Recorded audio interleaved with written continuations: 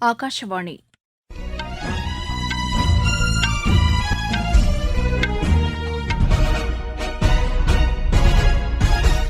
செய்திகள் வாசிப்பவர் வடிவழகி கபிலன். தலைப்புச் செய்திகள்: தரமான கல்வியை உறுதி செய்வதில் புதுமை கண்டுபிடிப்புகள் மற்றும் ஆராய்ச்சிகள் முக்கிய பங்கு வகிப்பதாக குடியரசுத் தலைவர் திருமதி திரௌபதி முர்மு கூறியுள்ளார். பிரதமர் திரு நரேந்திர மோடி 2 நாள் அரசுமுறை பயணமாக போலந்து சென்றடைந்தார். விண்வெளிசார் பொருளாதாரம் அடுத்த 10 ஆண்டுகளில் 5 மடங்கு அதிகரிக்க வாய்ப்புள்ளதாக மத்திய அரசு தெரிவித்துள்ளது. தேசிய வாழை ஆராய்ச்சி மையம் காவிரி காஞ்சன் என்ற புதிய வாழை ரகத்தை வெளியிட்டுள்ளதாக அதன் இயக்குநர் டாக்டர் செல்வராஜன் கூறியுள்ளார். ஆசிய ஜூனியர் பேட்மிண்டன் சாம்பியன் போட்டியில் இந்தியாவின் தன்வி பத்ரி காலிறுதிக்கு முந்தைய சுற்றுக்கு முன்னேறியுள்ளார். இனி விரிவான செய்திகள். தரமான கல்வியை உறுதி செய்வதில் புதுமை கண்டுபிடிப்புகள் மற்றும் ஆராய்ச்சிகள் முக்கிய பங்கு வகிப்பதாக குடியரசுத் தலைவர் திருமதி திரௌபதி முர்மு கூறியுள்ளார். ஹரியானா மாநிலம் ஃபரிதாபாத்தில் உள்ள ஜே.சி. போஸ் அறிவியல் தொழில்நுட்ப பல்கலைக்கழகத்தின் பட்டமளிப்பு விழாவில் இன்று கலந்து கொண்டு அவர் பேசினார். இதனை கருத்தில் கொண்டே புதிய தேசிய கல்விக் கொள்கையில் இவற்றுக்கு ஊக்கம் அளிக்கப்பட்டிருப்பதாக அவர் தெரிவித்தார். உலக அளவில் 4வது தொழில் புரட்சிக்கான அத்தியாயம் தொடங்கியுள்ளதாக அவர் கூறினார். இந்தியாவும் இதனை எதிர்கொள்ள தயார் நிலையில் உள்ளதாக அவர் தெரிவித்தார். இதற்கான இலக்குகளை எட்டுவதில் இந்த பல்கலைக்கழகம் முக்கிய பங்கு வகிப்பதாகவும் அவர் கூறினார். நவீன அறிவியலின் தந்தை என போற்றப்படும் ஜெகதீஷ் சந்திரபோஸ் பெயரில் இந்த பல்கலைக்கழகம் செயல்பட்டு வருவது பெருமைக்குரியது என்றார். தாவரங்கள் மற்றும் செடி கொடிகளுக்கும் உணர்வு உண்டு என்பதை அறிவியல் பூர்வமாக நிரூபித்த முதலாவது விஞ்ஞானி ஜெகதீஷ் சந்திரபோஸ் என்றும் திருமதி திரௌபதி முர்மு புகழாரம் சூட்டினார். பிரதமர் திரு நரேந்திர மோடி 2 நாள் அரசுமுறை பயணமாக போலந்து சென்றடைந்தார். வார்சா விமான நிலையத்தில் அவருக்கு உற்சாக வரவேற்பு அளிக்கப்பட்டது. 45 ஆண்டுகளுக்கு பிறகு இந்திய பிரதமர் போலந்து செல்வதாக எமது செய்தியாளர் தெரிவிக்கிறார். போலந்து நிகழ்ச்சிகளை முடித்துக் கொண்டு திரு நரேந்திர மோடி நாளை யுக்ரைன் செல்கிறார். மின்னணு வர்த்தகத்தின் வளர்ச்சி மக்கள் நலனை அடிப்படையாக கொண்டிருக்க வேண்டியது அவசியம் என்று மத்திய தொழில் மற்றும் வர்த்தகத்துறை அமைச்சர் திரு பியூஷ் கோயல் கூறியுள்ளார். இன்று புதுதில்லியில் நிகழ்ச்சி ஒன்றில் பேசிய அவர், சிறு வணிகர்களுக்கு பாதிப்பு ஏற்படுத்தாத வகையில் இதன் வளர்ச்சி இருக்க வேண்டும் என்றார்.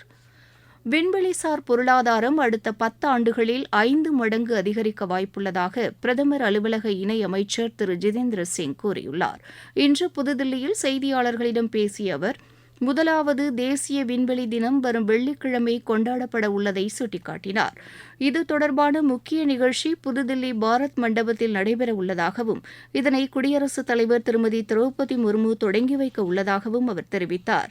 சந்திரயான் 3 விக்ரம் லேண்டர் கடந்த ஆண்டு ஆகஸ்ட் 23ஆம் தேதி வெற்றிகரமாக நிலவின் தென் துருவத்தில் தரையிறங்கியதை குறிக்கும் வகையில் இந்த தினம் கொண்டாடப்படுவதாகவும் அவர் கூறினார். விண்வெளி ஆராய்ச்சி தொடர்பாக மாணவர்களிடையே ஆர்வத்தை ஏற்படுத்துவதற்கு இது உதவிடும் என்றும் திரு ஜிதேந்திர சிங் தெரிவித்தார். அலுவலகங்களில் மகிழ்ச்சியான சூழல் நிலவுவது உறுதி செய்யப்பட வேண்டும் என்று மத்திய சட்ட அமைச்சர் திரு அர்ஜுன் ராம் மெஹ்வால் வலியுறுத்தியுள்ளார். இன்று புதுதில்லியில் இது தொடர்பான கருத்தரங்கில் கலந்து கொண்டு அவர் பேசினார். அனைவரும் சக ஊழியர்களிடம் அன்புடன் நடந்து கொள்ள வேண்டும் என்றும் அமைச்சர் கேட்டுக் கொண்டார். பெட்ரோலிய ரசாயனத்துறையின் வளர்ச்சிக்காக மத்திய அரசு பல்வேறு நடவடிக்கைகளை மேற்கொண்டுள்ளதாக அத்துறைக்கான இணை அமைச்சர் திருமதி அனுப்பிரியா பட்டேல் கூறியுள்ளார். அகமதாபாத்தில் நடைபெற்ற இது தொடர்பான தொழில்துறை கூட்டத்தில் கலந்து கொண்டு அவர் பேசினார். ரசாயனம் மற்றும் பெட்ரோலிய ரசாயனத்துறையின் வளர்ச்சிக்கு தடையாக உள்ள அம்சங்கள் களையப்பட்டு வருவதாகவும் அவர் கூறினார். இந்த துறையின் வளர்ச்சியில் குஜராத் முக்கிய பங்கு வகிப்பதாகவும் திருமதி அனுப்பிரியா பட்டேல் தெரிவித்தார். மேற்குவங்க மாநிலம் கொல்கத்தாவில் பெண் பயிற்சி மருத்துவர் பாலியல் வன்கொடுமைக்கு உட்படுத்தப்பட்டு படுகொலை செய்யப்பட்ட சம்பவத்தை கண்டித்து போராட்டத்தில் ஈடுபட்டு வரும் மருத்துவர்கள் அதனை கைவிட வேண்டும் என்று எய்ம்ஸ் மருத்துவமனை கேட்டுக் கொண்டுள்ளது. இது தொடர்பாக மத்திய அரசு உரிய நடவடிக்கைகள் எடுத்திருப்பதை சுட்டிக்காட்டியும் உச்சநீதிமன்றம் உறுதியளித்துள்ளதை கருத்தில் கொண்டும் மருத்துவர்கள் பணிக்கு திரும்ப வேண்டும் என்று புதுதில்லி எய்ம்ஸ் மருத்துவமனை கேட்டுக் கொண்டுள்ளது. சுகாதார பணியாளர்களின் பாதுகாப்பை உறுதி செய்வதற்கென எய்ம்ஸ் மருத்துவமனையும் குழு ஒன்றை ஏற்படுத்தியுள்ளது. இந்த குழு மருத்துவர்கள், நோயாளிகள் மற்றும் பார்வையாளர்களின் பாதுகாப்பிற்கான ஏற்பாடுகளை ஆய்வு செய்யும் என்றும் எய்ம்ஸ் கூறியுள்ளது. கொல்கத்தாவில் பயிற்சி பெண் மருத்துவரின் உயிரிழப்பு கொடுமையானது என்றும் அதற்கு போராடும் மருத்துவர்களை கொச்சைப்படுத்துவது கண்டிக்கத்தக்கது என்றும் பிஜேபி மூத்த தலைவர்களில் ஒருவரான திருமதி தமிழிசை சவுந்தரராஜன் கூறியுள்ளார். காஞ்சிபுரத்தில் இன்று செய்தியாளர்களிடம் பேசிய அவர், இந்த சம்பவம் தொடர்பாக மக்களவை எதிர்க்கட்சித் தலைவர் திரு ராகுல்காந்தி தமது நிலைப்பாட்டை ஏன் தெரிவிக்கவில்லை என்று கேள்வி எழுப்பினார். தமிழகத்தில் பிஜேபி வேகமாக வளர்ந்து வருவதாகவும் திருமதி தமிழிசை சவுந்தரராஜன் தெரிவித்தார். நீங்கள் கேட்டுக்கொண்டிருப்பது ஆகாஷவாணியின் செய்தி அறிக்கை. புதிய குற்றவியல் சட்டங்களின் சிறப்பு அம்சங்கள். இந்த புதிய சட்டங்கள் நீதியில் மட்டுமே கவனம் செலுத்துகிறதே தவிர தண்டனையில் அல்ல. பயங்கரவாத செயல் வரையறுக்கப்பட்டுள்ளது. சிறார்களுக்கு எதிரான குற்றச் செயல்களில் ஈடுபடுவோரை கடுமையாக தண்டிக்கும் சட்ட பிரிவுகள். 7 ஆண்டுகள் அல்லது அதற்கு மேற்பட்ட தண்டனைக்கான வழக்குகளில் தடயவியல் விசாரணை கட்டாயமாக்கப்பட்டுள்ளது. கைது செய்யப்பட்ட நபர் எல்லை வரையறையின்றி எந்த ஒரு நீதிபதி முன்பும் ஆஜர்படுத்தும் முறை.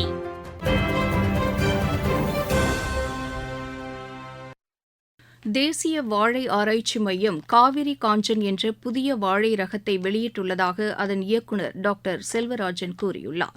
திருச்சியில் உள்ள இந்த ஆராய்ச்சி மையத்தின் 31வது நிறுவன தினத்தையொட்டி செய்தியாளர்களிடம் பேசிய அவர், தமிழக விவசாயிகள் சாகுபடி செய்யும் வகையில் இந்த புதிய வாழை ரகம் வெளியிடப்பட்டுள்ளதாக கூறினார். மத்திய அரசின் தாவர வகைகள் பாதுகாப்பு மற்றும் விவசாயிகள் உரிமை பாதுகாப்பு தலைவர் திரு திரிலோஷன் மொஹபாத்ரா இதனை வெளியிட்டதாகவும் அவர் தெரிவித்தார். காவிரி காஞ்சன் மற்றும் காவிரி வாமன் ரகங்களை மத்திய ரகங்களாக வெளியிட மத்திய குழுவுக்கு பரிந்துரை செய்யப்பட்டுள்ளதாகவும் அவர் கூறினார். செவ்வாழை மற்றும் நெய்ப்பூவன் போன்ற பாரம்பரிய ரகங்களை ஏற்றுமதி செய்வதற்கான தொழில்நுட்பங்களை வாழை ஆராய்ச்சி மையம் உருவாக்கியுள்ளதாகவும் அவர் கூறினார். வாழையை அடிப்படையாக கொண்ட 10க்கும் மேற்பட்ட ப்ரோபயோட்டிக் ஸ்மார்ட் உணவுகளை தேசிய வாழை ஆராய்ச்சி மையம் உருவாக்கியுள்ளதாகவும் டாக்டர் செல்வராஜன் தெரிவித்தார். அலகாபாத் உயர்நீதிமன்றத்தின் கூடுதல் நீதிபதிகள் 9 பேர் நீதிபதிகளாக நியமிக்கப்பட்டுள்ளனர். இதேபோல் ஆந்திர உயர்நீதிமன்றத்தின் கூடுதல் நீதிபதிகள் 2 நீதிபதிகளாக நியமிக்கப்பட்டுள்ளதாக மத்திய அரசின் செய்திக்குறிப்பு தெரிவிக்கிறது. பீகாரிலிருந்து மாநிலங்களவை உறுப்பினர்களை தேர்ந்தெடுப்பதற்காக நடைபெறவுள்ள தேர்தலில் தேசிய ஜனநாயக கூட்டணி சார்பில் முன்னாள் மத்திய அமைச்சரும் ராஷ்டிரிய லோக் மோர்ச்சா கட்சித் தலைவருமான திரு உபேந்திர குஷ்வாகாவும் பிஜேபியின் திரு மனன்குமார் மிஸ்ராவும் இன்று வேட்புமனு தாக்கல் செய்தனர். பீகார் முதலமைச்சர் திரு நிதிஷ்குமார் மற்றும் தேசிய ஜனநாயக கூட்டணி கட்சிகளின் மூத்த நிர்வாகிகள் இதில் பங்கேற்றனர். ஹரியானா மாநில காங்கிரஸ் கமிட்டியின் கூட்டம் புதுதில்லியில் நடைபெற்றது. ஹரியானா சட்டப்பேரவைத் தேர்தலில் மேற்கொள்ள வேண்டிய அணுகுமுறை குறித்து இக்கூட்டத்தில் விவாதிக்கப்பட்டதாக எமது செய்தியாளர் தெரிவிக்கிறார். தாய்லாந்தில் குரங்கு அம்மை ஒருவருக்கு உறுதி செய்யப்பட்டுள்ளது. காங்கோவில் பயணம் மேற்கொண்ட அவர் குரங்கு அம்மையால் பாதிக்கப்பட்டிருப்பதாக அந்நாட்டு அதிகாரிகள் தெரிவித்தனர். சம்பந்தப்பட்ட நபர் தனிமைப்படுத்தப்பட்டு உரிய சிகிச்சை வழங்கப்பட்டு வருவதாகவும் மருத்துவர்கள் கூறினர். ரஷ்யாவின் வான் பகுதியில் கடந்த 24 மணி நேரத்தில் பறந்த யுக்ரைனின் 45 ட்ரோன்கள் அழிக்கப்பட்டுள்ளதாக ரஷ்ய அரசு கூறியுள்ளது. குறிப்பாக மாஸ்கோ மாகாண பகுதியில் மட்டும் 11 ட்ரோன்கள் சுட்டு வீழ்த்தப்பட்டதாக ரஷ்ய பாதுகாப்புத்துறை தெரிவித்துள்ளது. அமெரிக்க வெளியுறவுத்துறை அமைச்சர் திரு ஆண்டனி பிளிங்கன் அரசுமுறை பயணமாக எகிப்து சென்றடைந்தார். காசா பகுதியில் சிறைபிடிக்கப்பட்டவர்களை விடுவிப்பதற்கான சமரச பேச்சுக்களில் எகிப்து ஈடுபட்டு வருவதை சுட்டிக்காட்டியுள்ள திரு ஆண்டனி பிளிங்கன் இதற்காக அந்நாட்டு அதிபருக்கு நன்றி தெரிவித்துக் கொள்வதாக கூறியுள்ளார். ஆசிய ஜூனியர் பேட்மிண்டன் சாம்பியன் போட்டியில் இந்தியாவின் தன்வி பத்ரி காலிறுதிக்கு முந்தைய சுற்றுக்கு முன்னேறியுள்ளார். சீனாவின் செங்டுவில் நடைபெற்று வரும் இப்போட்டியின் 15 வயதுக்குட்பட்டோருக்கான மகளிர் ஒற்றையர் பிரிவு முதல் சுற்று ஆட்டத்தில் அவர் 21-16, 21-15 என்ற செட் கணக்கில் சீன தைப்பேயின் குவான் யி லீனை வென்றார்.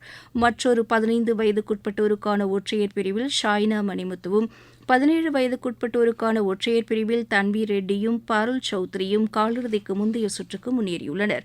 17 வயதுக்குட்பட்டோருக்கான கலப்பு இரட்டையர் பிரிவில் மணீஷ் அதிதி இணையும் கிரண் கீர்த்தி இணையும் காலிறுதிக்கு முந்தைய சுற்றுக்கு முன்னேறியுள்ளது.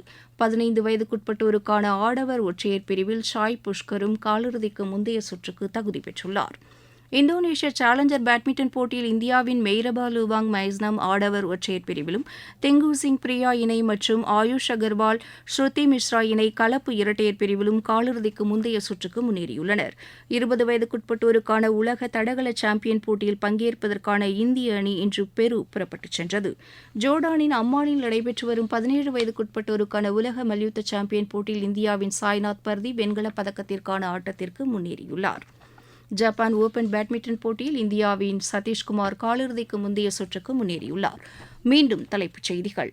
தரமான கல்வியை உறுதி செய்வதில் புதுமை கண்டுபிடிப்புகள் மற்றும் ஆராய்ச்சிகள் முக்கிய பங்கு வகிப்பதாக குடியரசுத் தலைவர் திருமதி திரௌபதி முர்மு கூறியுள்ளார். பிரதமர் திரு நரேந்திர மோடி 2 நாள் அரசுமுறை பயணமாக போலந்து சென்றடைந்தார். விண்வெளிசார் பொருளாதாரம் அடுத்த 10 ஆண்டுகளில் 5 மடங்கு அதிகரிக்க வாய்ப்புள்ளதாக மத்திய அரசு தெரிவித்துள்ளது. தேசிய வாழை ஆராய்ச்சி மையம் காவேரி காஞ்சன் என்ற புதிய வாழை ரகத்தை வெளியிட்டுள்ளதாக அதன் இயக்குநர் டாக்டர் செல்வராஜன் கூறியுள்ளார். ஆசிய ஜூனியர் பேட்மிண்டன் சாம்பியன் போட்டியில் இந்தியாவின் தன்வி பத்ரி காலிறுதிக்கு முந்தைய சுற்றுக்கு முன்னேறியுள்ளார். இத்துடன் இந்த செய்தி அறிக்கை நிறைவு பெற்றது.